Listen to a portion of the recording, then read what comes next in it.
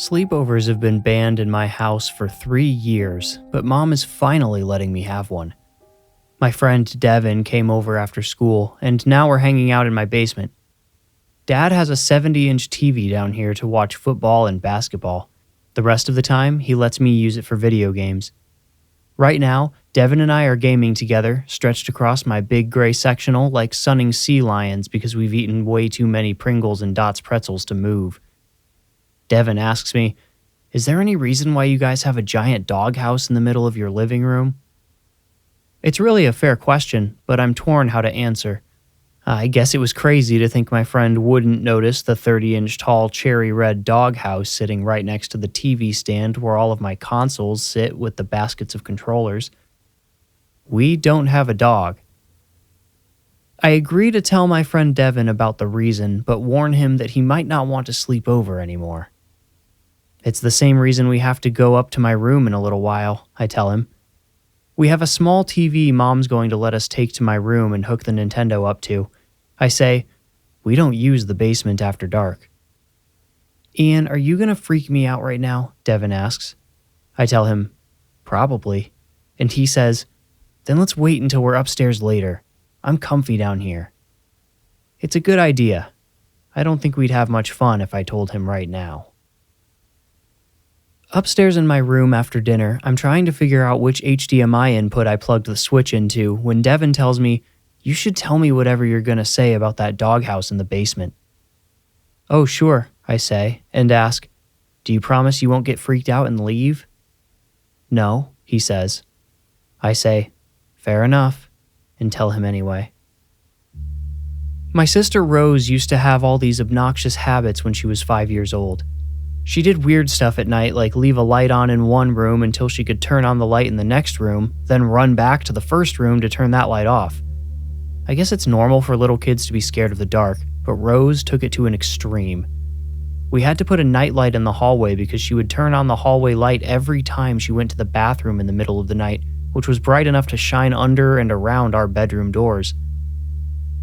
We go to lots of community events where there's always businesses handing out little trinkets and fidget toys.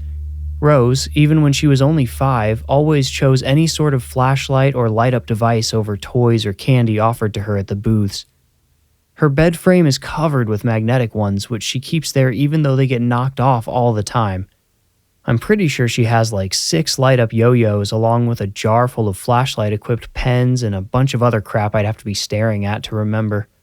It all seems like junk to me, but Rose won't ever let Mom and Dad get rid of any of it. At least if the neighborhood ever loses power, she can supply every house on our block with lighting. Back when she was 5, the main problem with Rose was that she woke us up all the time. Me, Mom, and Dad. If she woke up in the middle of the night needing to pee, she came and got one of us. She usually tried me first because, after a while, Mom and Dad got sick of it and started refusing to go with her. Rose swore she needed somebody with her to keep the dark monster away. Devin looks at me, like, seriously, the dark monster? And all I can do is shrug. I remind him we're not talking about the 8-year-old that's reading just down the hall. We're talking about a 5-year-old with a wild imagination. My sister is super creative. Except when it comes to naming things. We all thought the whole dark monster thing would eventually blow over when Rose grew out of it, but it lasted a while. Eventually, Mom got so sick of being woken up all the time that she made a deal with Rose. I guess I should explain first. Rose created a bunch of lore for the dark monster. According to her, it lived in our house before we moved in. We moved here before she was born, so I don't know how she would know. But she says the dark monster was mad because it liked having its own house it didn't need to share. Mom and Dad tried reasoning with her, questioning why she was the only one who could ever see it if it was real. Rose was pretty sure we just weren't looking hard enough. She would always say, "It's made of darkness, but you can still see its eyes. Its eyes are mostly white, with just a little bit of black in the middle." Devin asks me if I ever saw anything like that, and I tell him to be patient. I'm getting there. Anyway, Mom made this deal with Rose, kind of playing into the whole the monster is angry it doesn't have its own house thing. She told Rose if she promised to stop waking us up during the night, she could build the dark monster a little house in the upstairs living room, which we barely ever used anyway. Rose spent the whole day painting the box for a dehumidifier Dad had just bought from Amazon. She painted the box white, although the cardboard beneath still showed through a lot, and she cut out little windows and a door. She put some doll furniture inside it too.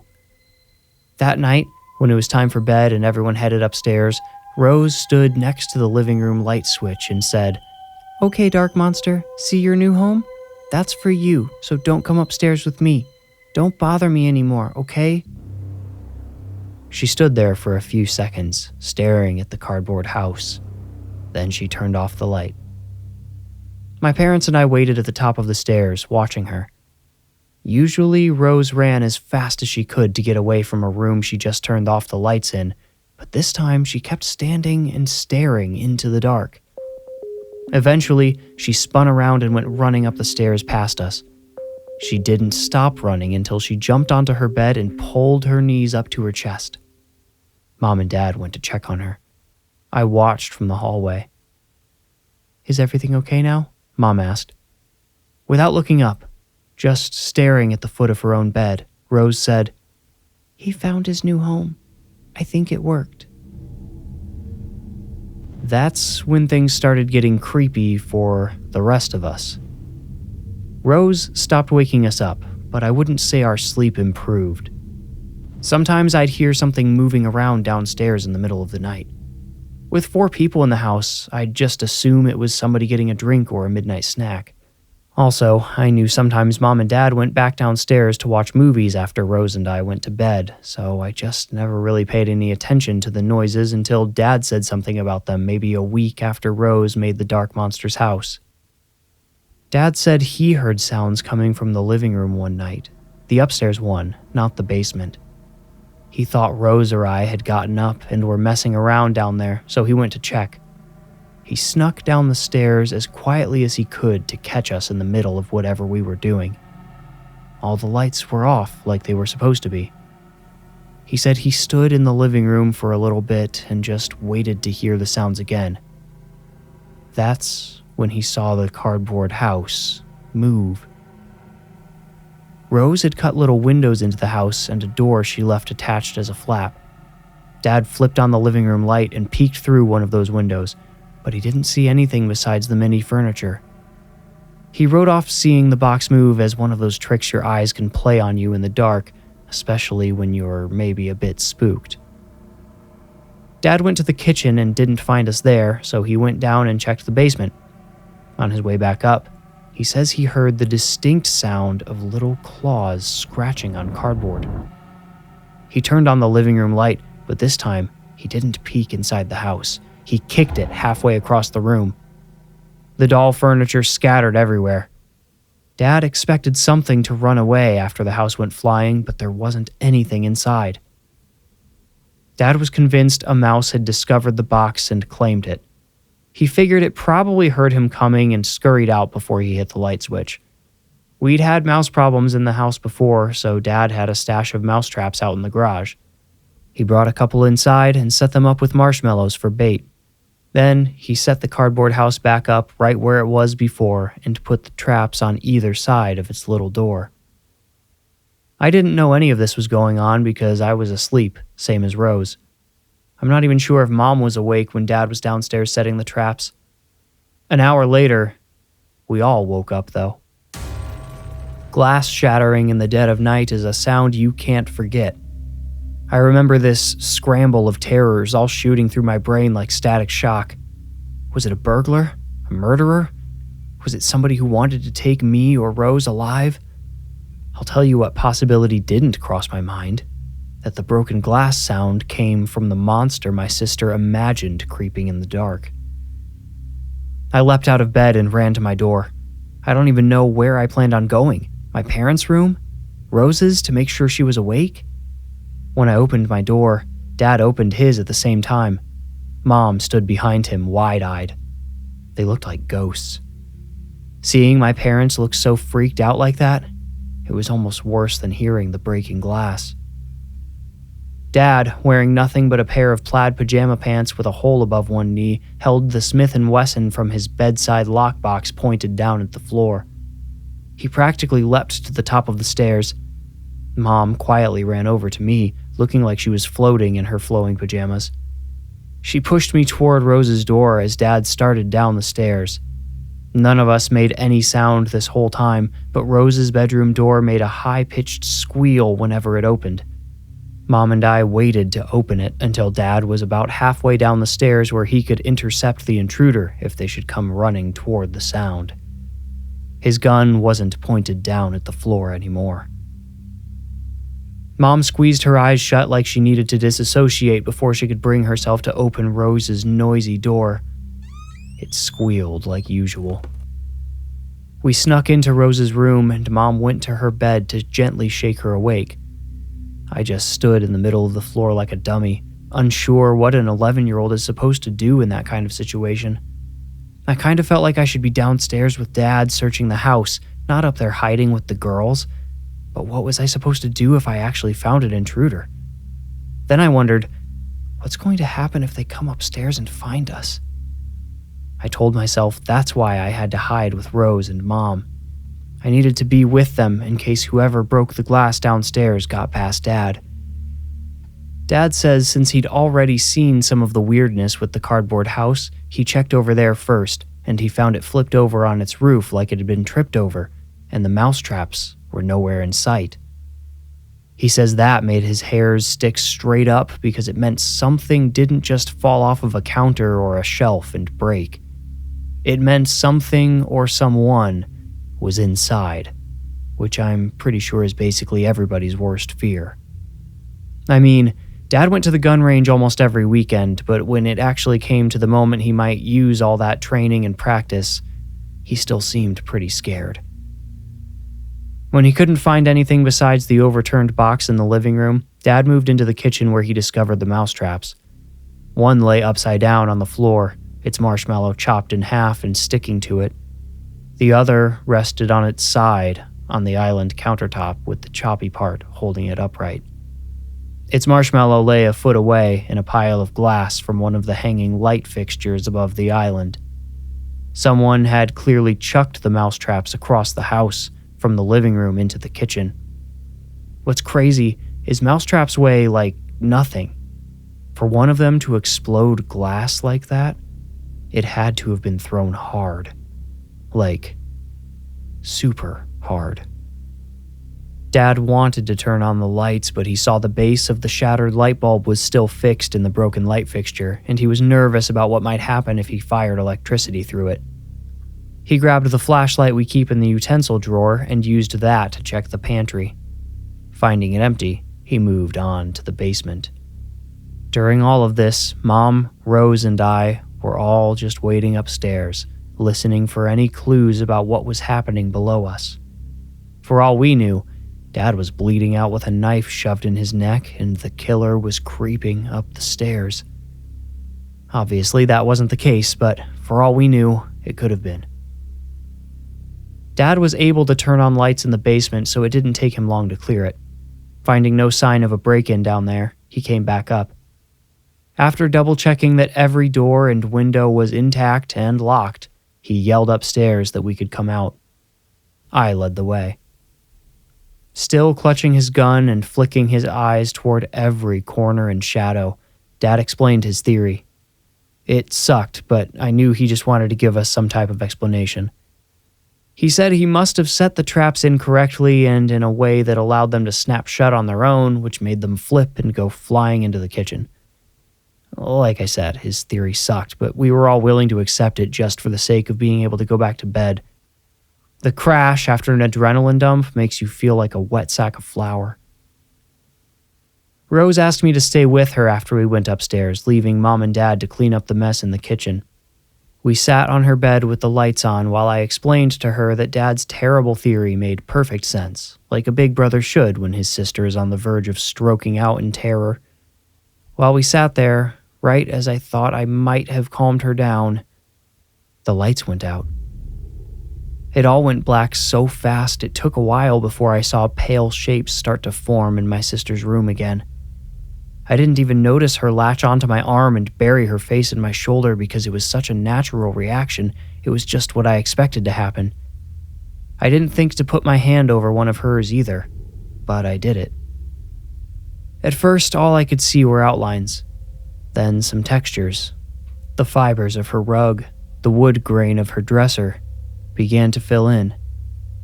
The furthest corner, near the doors to the hallway and to her closet, remained the darkest and took the longest to fill in.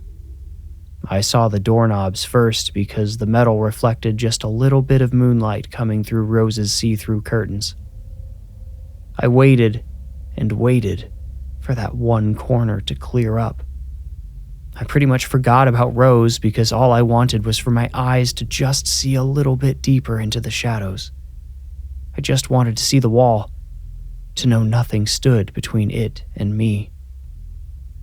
Like the doorknobs, two small circles higher up in the air suddenly caught my attention. My stomach sank into the bed, and my throat dropped into the empty space it left behind. The two floating things were eyes, almost completely white, like pure white, with tiny black dots in the middle, which were pointed straight at me, holding me still, crushing my soul. As unexpectedly as they turned off, the light suddenly turned on again. Like a camera flash, the light blinded me. In the immediate explosion of brightness, I saw, only for the tiniest second, a black form so tall it had to hunch over to fit in Rose's bedroom. It had 2 arms and 2 legs, but not the right sizes to be human. I couldn't even tell you if they were too long or too short, only that something about them still makes me shiver when I think about that tiny fraction of a second that completely changed, well, the way I think about everything. The form disappeared with my first involuntary blink. Rose must have felt me tense up, and suddenly our roles reversed. She touched my face and said, "It's okay, Ian. The lights are back. He can't get us now." The teensy bit of comfort she could give me, I mean, what does a 5-year-old know, was enough to get me breathing again at least. Dad yelled something up the stairs, but we couldn't understand him. Later, he told us he wanted to get the broken light bulb out of the broken light fixture in the kitchen, but he was scared of getting electrocuted. He tried to shut off the kitchen breaker, but a bunch of the labels on our breaker box are all faded and worn out, so he accidentally flipped Rose's instead. Since the lights were already off in the kitchen, he didn't realize what he'd done until he noticed the oven's clock still glowing. Once I knew there was a rational explanation for the lights going out, it was easy to convince myself the rest came from being scared and the idea of the dark monster Rose planted in my head coming to life. To you, that probably sounds like cope. At the time, it was, but by the time I reached the end of this story, you might be surprised to learn just how accurate my assumption was. We acted like everything was normal the next day because what else were we supposed to do? Call a priest? A psychic? People only run straight to that stuff in movies. Most people try to rationalize to solve the situation on their own. My family, we don't really believe in monsters or ghosts or any of that paranormal stuff. Didn't believe, I mean. My parents thought Rose was just being a kid. Little kids make stuff up all the time. That's what they thought Rose was doing with the dark monster. The whole thing with the box house, it was supposed to give her a way to compartmentalize it. Every night before she went to bed, on her way up the stairs, Rose turned and pointed at the box and said, "You stay there, dark monster. Stay in your house." She kept doing this even after the night I saw the dark monster or whatever it was. I told Mom and Dad that there might actually be something strange going on. I wasn't super willing to tell them exactly what I saw because it just seemed so unbelievable.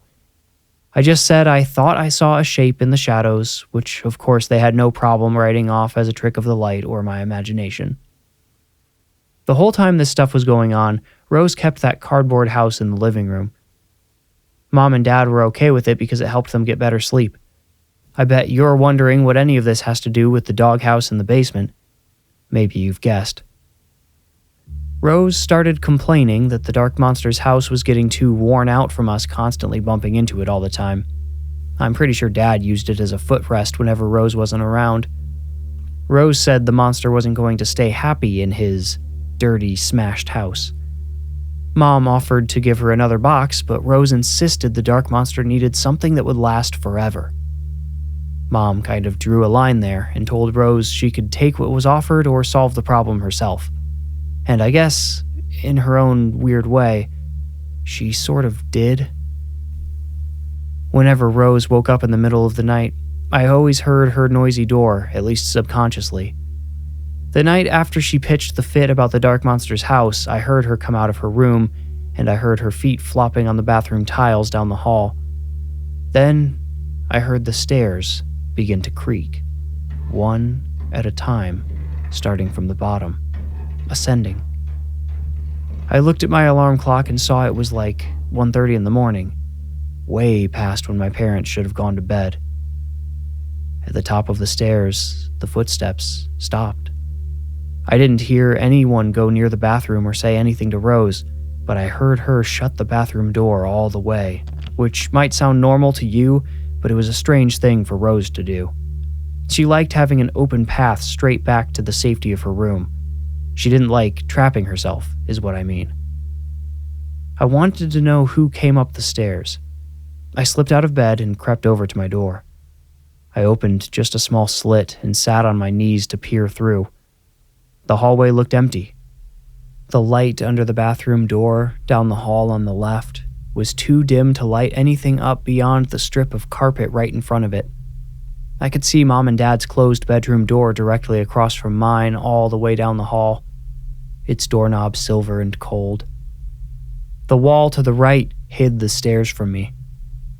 I could imagine someone standing behind it, just out of sight. I listened for any small creaks or pops from the floor underneath them, but didn't catch a single sound.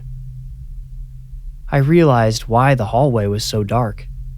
We all forgot to turn on Rose's nightlight. Somehow I got the idea in my head that I needed to turn that light on. It plugged into the wall just past the bathroom door. In order to get there, I had to pass by the stairs still hidden behind the wall. At first, I snuck along the wall spy style, but when it came time to peer around the corner, I didn't like how I needed to stretch my neck out and expose it. I could practically feel the cold steel of an axe or the coarse burn of rope wrapping around my throat before I even tried to look. Instead, I stepped away from the wall and leaned around it, bending my knees slightly like springs, ready to launch me away from any danger I encountered. Despite what I'd heard on the stairs, when I rounded the corner to face them, I only found a terrifying emptiness. You know how people in stories always say things like, "I started thinking I imagined hearing those sounds"? Well, not me. I knew what I heard. Someone or something came up the stairs, and it wasn't Mom, it wasn't Dad, and it wasn't my sister, who, at least as far as I knew, was cowering in the bathroom. While keeping my eyes locked on the top of the stairs, my mind shuffling possibilities and explanations, I detected a shift beside me. In the corner of my eye, I saw a blur of motion, black on black shadows moving. My knees sprung me back. I barely managed not to scream. Without thinking, I took 2 quick steps away from the motion before looking back. There, seeming to hover in midair in the middle of the hallway, were 2 almost entirely white eyes with pinprick black pupils staring at me. I shouted for my parents. I ducked behind my own raised arms and yelled at Rose to stay in the bathroom. A cacophony of sounds erupted from both rooms as my family scrambled. Heavy blankets slumping to the floor, the toilet lids slamming down, feet thudding, voices speaking low. Mixed into the noise, I heard chaotic, heavy footsteps run down the stairs. 2 new eyes appeared at the end of the hall. My dad's. He flipped on his bedroom light, casting a yellow glow into the hallway and purifying the shadows. Dad's eyes, I saw, were not focused on me, but the stairs. He heard the footsteps too. "Stay up here with your mom," he told me. He disappeared back into his room and returned with his gun. Mom waved me into their room, but first I stopped at the bathroom. Rose had locked the door. I knocked, and it took a few seconds of convincing before she opened the door and ran to our parents' room with me. While Dad searched the house for the second time in as many weeks, clearing it room by room, Rose explained to me and Mom, "The dark monster came to find me because he's not happy with his house. He wants to live in my room again. He's really mad." Downstairs, Dad shouted. His voice sounded so terrified and angry and primal that I fully expected to hear gunshots next. But instead, we heard the crumpling of cardboard, then repeated hammering fists, and Dad growling under his breath, "What the hell is going on?" After clearing the entire house, including the basement and garage, Dad told us when he entered the kitchen, Rose's cardboard house flew through the air and hit him in the back. It came out of nowhere, he said. One second it was sitting where it always sat, and the next it just came flying at him. He said if he'd seen it coming, he probably would have shot at it. Rose repeated her explanation for the happenings, emphasizing her dark monster's dissatisfaction with its home. Over breakfast the next morning, we mined each other for reasonable explanations. Although Mom hadn't seen, heard, or felt anything herself, mine and Dad's reactions to our own experiences convinced her she could no longer write off the happenings as works of imagination. Rose promised she wasn't doing anything on purpose.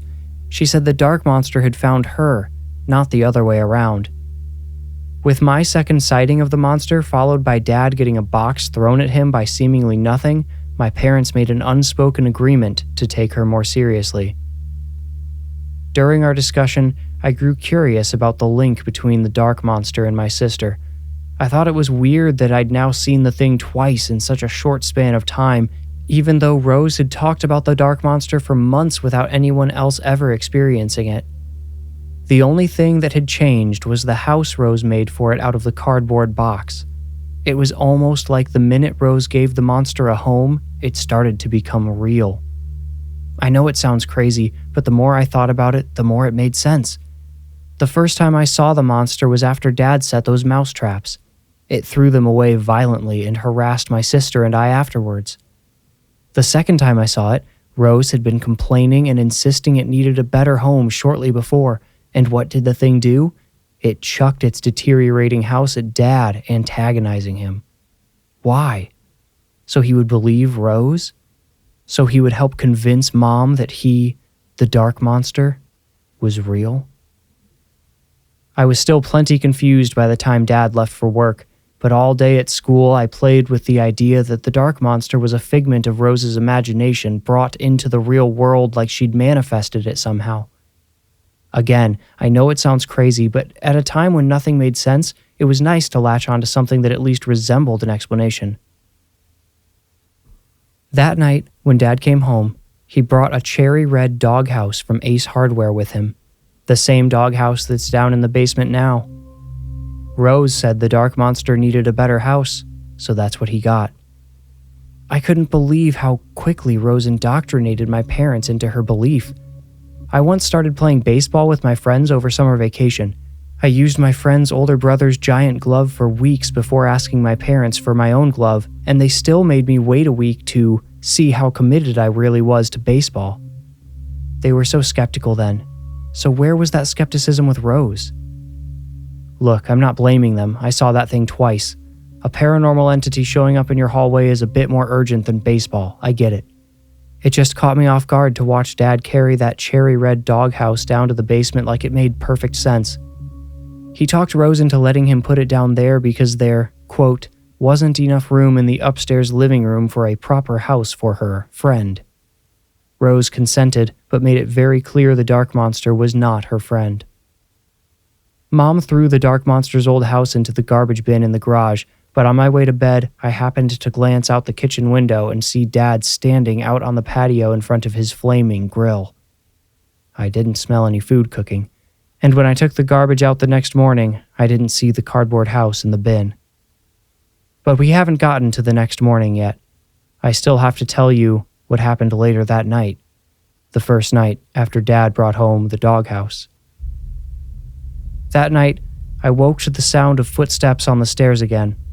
This time, I launched out of bed without hesitating. I opened my door, ready to scream for my parents, but when I looked down the hallway, I saw the nightlight on and the bathroom door open with no light coming from it. I went to the bathroom, wary of the corner blocking the stairs until I could see around it and knew nothing was waiting for me there. I turned on the bathroom light just to make sure nobody was inside it. I went to Rose's room and did the same. Rose was gone. A sound I recognized came up the stairs. The sound of the basement door popping open. It doesn't stand perfectly straight in its frame, so whenever you unlatch it, it sort of jumps out at you a little bit. My first thought was the dark monster sneaking up from the basement to do whatever it intended. Before I woke my parents, though, I decided to steal a quick glance over the railing to make sure it wasn't just Rose who opened the door. From the top of the stairs, I leaned dangerously far over the rail in order to see into the kitchen and, really straining, the place right in front of the basement door.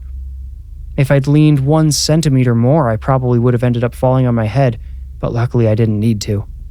I saw Rose down there, holding the basement door open. She wasn't moving, just standing there with the doorknob in one hand and a wad of her nightgown in the other. I couldn't see her face through her tangled mess of hair, but I didn't need to know she was staring down the basement steps. I went downstairs and whispered her name to get her attention. I asked what she was doing and she said, "I'm scared, Ian. I don't think the dark monster is happy down there." I asked why she thought that and she just shrugged. She didn't really have a reason, she said. It was just something she couldn't stop thinking about. I asked if she'd seen or heard anything to make her think the dark monster didn't want to be downstairs, and she said no, but just then, we both heard something. Down in the dark basement, something rattled. It sounded like that cherry-red doghouse, shaking. To keep from panicking, I tried to remember all that stuff I'd been thinking about before, about how maybe Rose's imagination was in control of the dark monster, how maybe she'd accidentally brought it into our world somehow. And I know it sounds crazy, like a really far-fetched idea, but in that moment it was the only weapon I had to combat the pure terror of hearing something begin to crawl across the basement carpet toward the stairs. I said, "Rose, you have to believe the dark monster is happy in the basement, okay? Just pretend he's having a great time down there. It's so dark, just how he likes it, right?" She shivered and cowered behind me. I put an arm around her, but kept my sight and focus trained on the stairs. At the bottom, it was pitch black. Down in that blackness, I heard the noises come to a stop. I asked Rose, "Can you tell me what he's going to do? Can you guess?" She whispered, "He's going to come up here, and he's going to try to scare us all away because he wants our house." Just like that, 2 white orbs opened up in the darkness below. 2 white orbs with pinprick black pupils in the middle. "No, Rose, listen," I said, my brain juiced up by sheer terror and running at 1,000,000 RPMs. "Dark monsters love the dark. He doesn't want to live up here with all these windows, does he? Look around. Even in the middle of the night, there's all kinds of moonlight and streetlights getting through the curtains. It's way darker in the basement. It's perfect for him." The eyes below rose closer. The basement stairs creaked. Rose ran back a few steps, but for some reason she didn't seem able to completely abandon the stairs. It was like she needed to lead the dark monster up to us. She was terrified of it, yet she couldn't deny her link to it at the same time. This bolstered my personal theory about what was really happening, so I tried a more direct approach. I said, "You're in control of it. Your imagination is making the dark monster do these things. You didn't like the mousetraps Dad put by the house. They could have hurt him," Rose explained. I nodded and said, You also thought the old house was too beat up and said the monster was going to come out because he wasn't happy with it, and then he did." "See, I'm right about him," Rose cried. Her body language screamed that she wanted to run upstairs and shut herself in her bedroom, barricade the door, but she remained planted, resolved to greet her exiled monster. To appease him, I guess.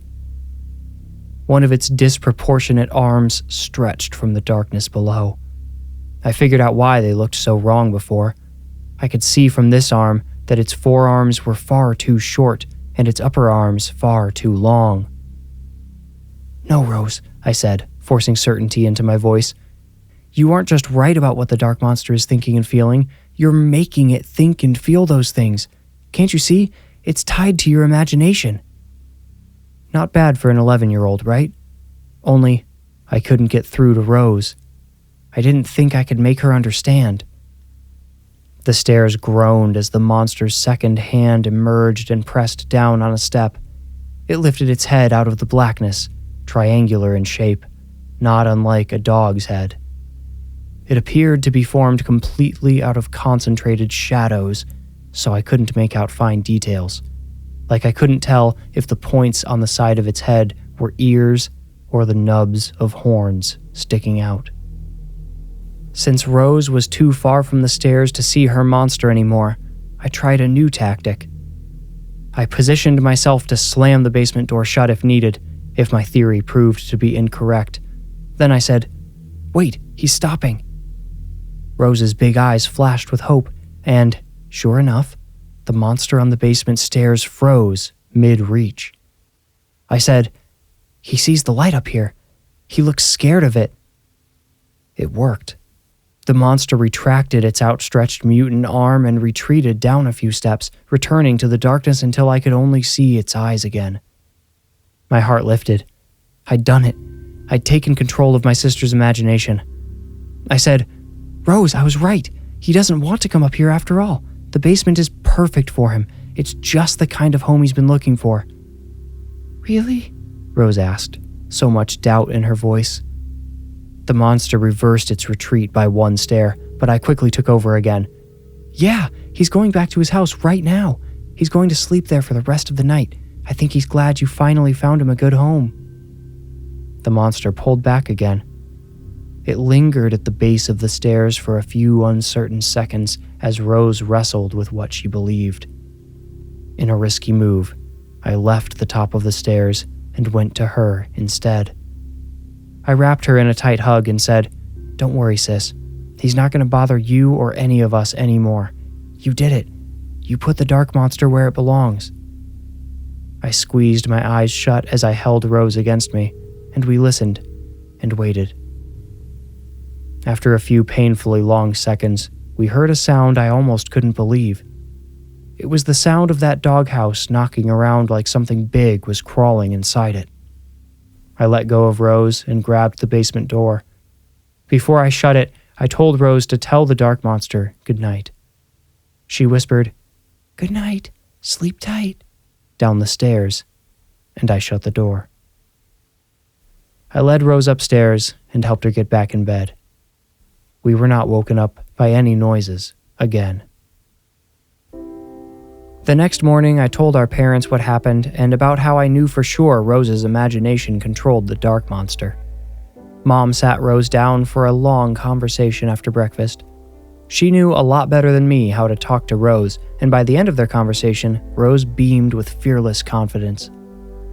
Her full transformation didn't happen right away, but in the end, Rose realized there wasn't ever a monster after all, only her fear. She couldn't control being afraid, but she could control how she channeled that fear. She still didn't like the dark, absolutely hated it, but she realized by turning it into a monster, she had only made it scarier. Now she doesn't believe in the monster. She knows she lives in a world full of darkness and always will, but that she's in control of how she perceives it. It's taken a long time and she's still just a kid, but at least she can sleep through the night and doesn't spend every waking second living in fear. I finished telling this story to Devin. I can tell he doesn't really believe me, not at first. Mom and Dad and Rose all went to bed a while ago and we're still awake in my room squinting at the little TV. Devin asks if we can go to the basement and play on the big screen again. We go downstairs and I open the basement door. I don't turn on the light.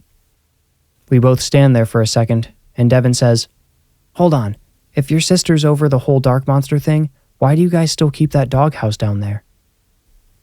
I shrug, not really sure of the answer myself.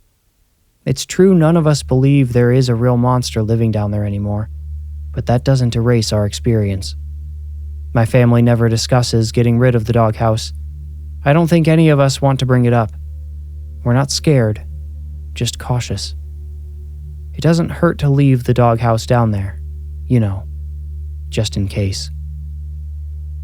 I see the expression on Devin's face as he looks down the stairs into the blackness below and asks, "Still want to play down there?" He takes a couple of steps back from the stairs, giving me room to close the basement door. We go back upstairs and play Nintendo in silence. He doesn't bring up the dark monster again, and neither do I. You made it out. Congratulations. If you enjoyed the story, please rate, review, or subscribe. For ad-free episodes and bonus Into the Woods episodes, become a patron with the link in the description. You can also support the show by buying merch. That link is also in the description below. To stay up to date, follow me on Instagram at The Warning Woods, and if you feel ready, meet me here next week for another journey into the Warning Woods. Thank you for listening.